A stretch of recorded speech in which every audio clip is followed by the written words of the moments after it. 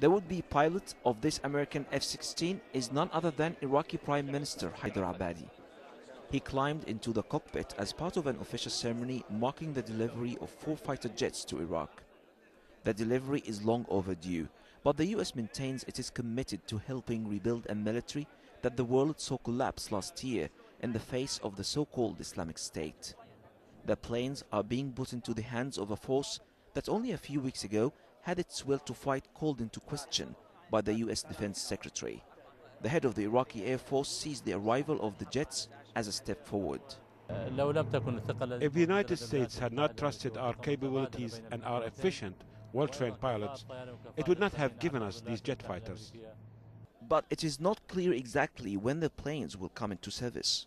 The Iraqi government badly needs a victory against extremist militants, and it hopes that the use of highly sophisticated warplanes like this one will translate into military progress on multiple fronts.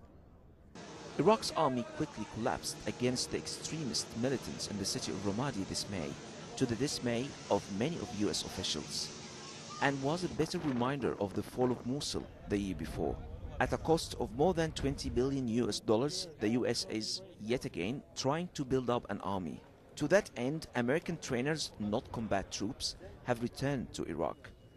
There are approximately 3,500 US military personnel at different locations across the country, here to advise and assist, according to the Pentagon.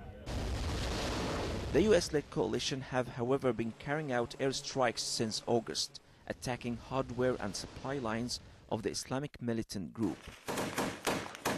Airstrikes alone have proven to be inadequate to defeat the group referred in Arabic as Daesh. They are known for the use of booby traps, snipers, and suicide bombers, tactics that can make it hard to single them out. They are not striking significant Islamic State targets out of fear that the attacks will accidentally kill civilians. The Iraqi military is predicting a difficult fight ahead against the self-labeled Islamic State.